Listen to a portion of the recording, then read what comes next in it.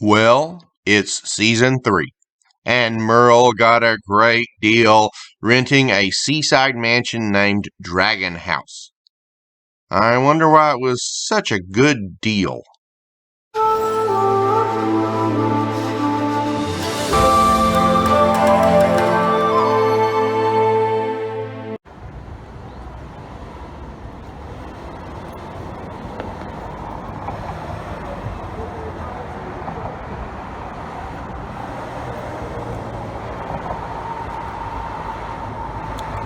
My name is Dealinaire Shook, and I am the information collector. Today, I'm coming to you from Asheville, North Carolina's Biltmore Estate. And I really like the way Merle lined up this shot. It's got the U.S. highway numbers, and this is reminiscent. Oh, and it's got the historic marker. And this is reminiscent of the golden age of road trips, when there weren't interstate highway systems and you couldn't go all the way where you wanted to go in one day, so you had to go through the little towns. And there were disadvantages to those days of travel, but there were advantages. And to me, this is a reminiscent of those days. The Biltmore House is an amazing place to visit. While visiting, period, is a great idea. It's amazing. The collection that the Vanderbilts put together and have curated is incredible. As you go through the house, look at the tapestries, look at the furniture. They've got this one little statue, and it's a cat looking in a kettle. It's in the tapestry hall. The tapestry going up the stairs, I believe it's a Madonna and Child, but for its age, the style is the quality is amazing. I mean, when I say it looks like something you would pick up, say, at Walmart, I'm not saying that in a bad way. I'm saying it in that it looks that polished, that finished, and yet it is hundreds of years old. So the quality of the Biltmore House's collection. See, George Vanderbilt was not just creating a mansion on his own. In Pride and Prejudice, Elizabeth Bennet travels the Lake Country, I believe, with her aunt and uncle. And this would have been during the Napoleonic Wars. So we're thinking 1810s, maybe 1820s. And one thing they do is they cheer these great houses. See, in the days before museums, very wealthy people would collect objects. Now later these would be donated to museums, but the reason they did it is because they could afford to. And they felt it was a duty, noblesse oblige, to find beautiful, rare objects so that they would be curated and conserved. And the Biltmore House is part of that tradition. And when you visit the Biltmore House and you see the pen and ink, the etching of Sophie of Hanover, who is the mother of George I, in line to the British throne. You see these things today. The value of these is not, we do not realize the value of these because so much of us have access to so much. But this is a tradition that was handed down, and it's an amazing place. If you have time, if you live close enough, I urge you to get a season pass and visit it again and again to savor the Biltmore House. It is an amazing house that contains an amazing collection, and it was put together by an amazing individual. And by the way, this is not just limited to Mr. Vanderbilt. Mr. Vanderbilt's daughter married into the Cecil family. The Cecils descend from the chief advisor to Queen Elizabeth I of England. So not only do we have here a great American tradition, but we have a great British tradition. So if you can get a season pass, that's a good idea. It's a better bargain, and you can visit it many times and savor it. But you know, if you're watching this from California, you know, season pass probably isn't going to be that good a deal. So just pick up. You need to come see the Biltmore House. The house, the gardens, true treasure.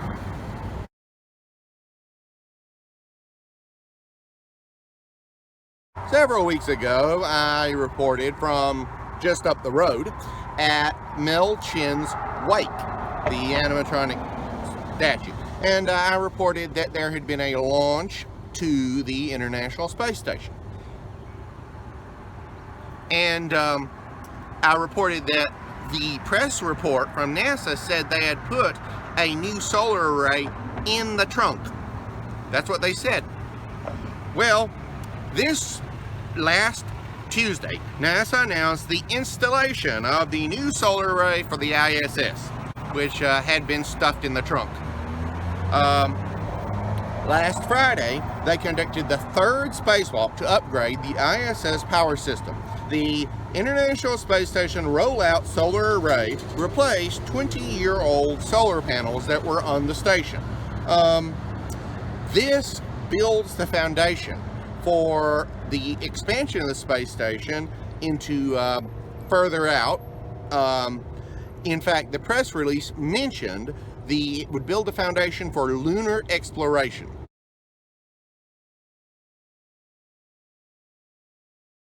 Several months ago, I was pleased to bring you the rollout video of Hyundai's Santa Cruz pickup truck. And last Tuesday, Hyundai announced that they had begun production of the Santa Cruz at the Montgomery, Alabama plant.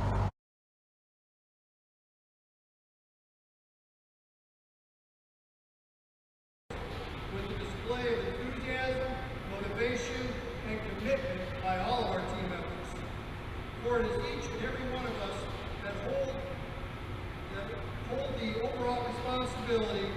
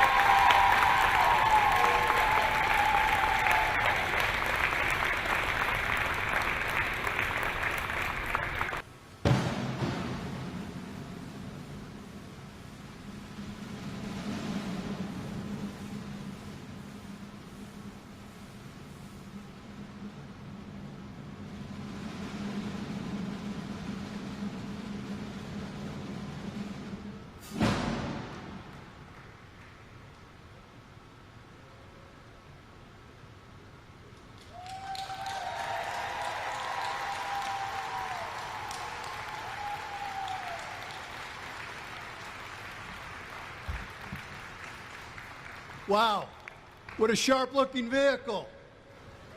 You all agree?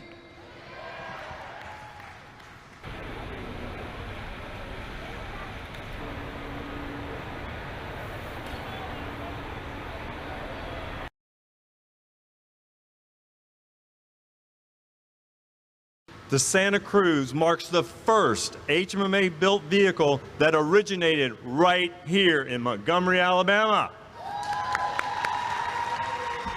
This vehicle is not being built anywhere else in the world. My fellow team members, we are the parents of this innovative, stylish, and functional sport utility vehicle. It's truly a limited edition that we can all call our very own.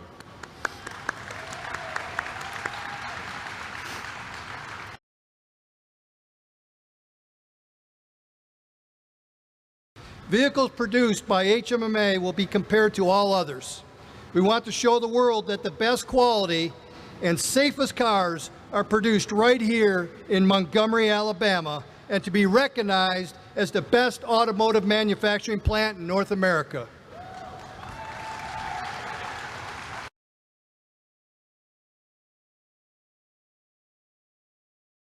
The Santa Cruz is unlike any vehicle on the market today. I have had the pleasure of driving one myself for the last several weeks, and I'm now more excited than ever to present this sports adventure vehicle to our customers.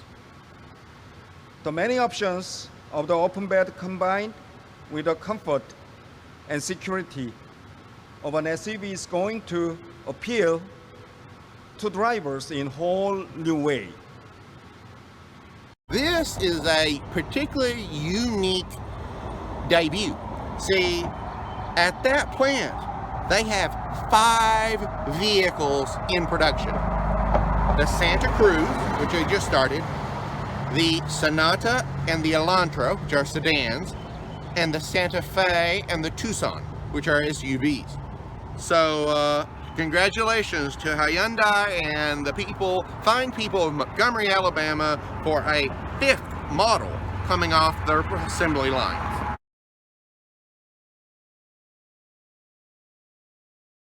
Last Friday, New York Governor Andrew CUOMO announced site approvals for 2 renewable energy projects. The Riverhead Solar Farm will go into Suffolk County and produce 36 megawatts. The Morris Ridge Solar Farm will be 177 megawatts plus 83 megawatt battery storage. In total, this will generate 430 jobs and along with $200 million of private investment. This project will produce enough power for 46,000 homes and reduce carbon emissions by 208,000 tons. It's the first of nearly 50 projects that are in the application process for New York State's renewable energy scene.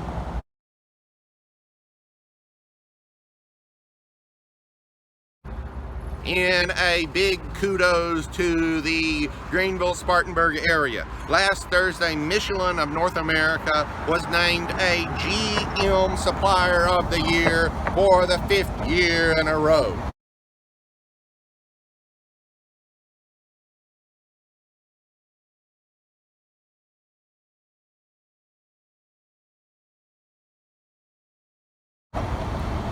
In the upstate, all the way from Anderson to Spartanburg, and centered at their giant cathedral-like headquarters there near the Pelham Road exit. Michelin produces original equipment tires for GM vehicles. And congratulations to Michelin and all the amazing workers from the upstate that made this possible.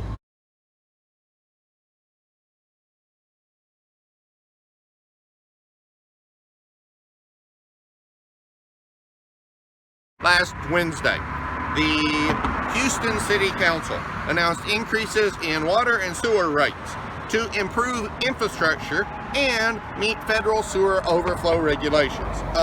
This will begin on September 1st and will continue for 5 years. Now, Houston has 6,000 miles of pipe, 39 wastewater treatment plants, and 382 lift stations, and these are like, because it's so flat, they have to move it around. So definitely a lot of work they're looking at.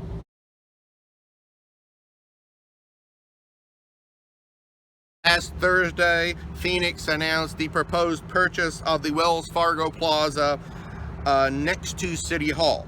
This 27-story property would provide 525,000 square feet at a price of $46.5 million and allow Phoenix to consolidate city offices that are currently spread across the city. The city points out it would avoid $50 million of renovations to their 911 operations, which are currently at 2 separate locations. However, this still has to be approved by City Council.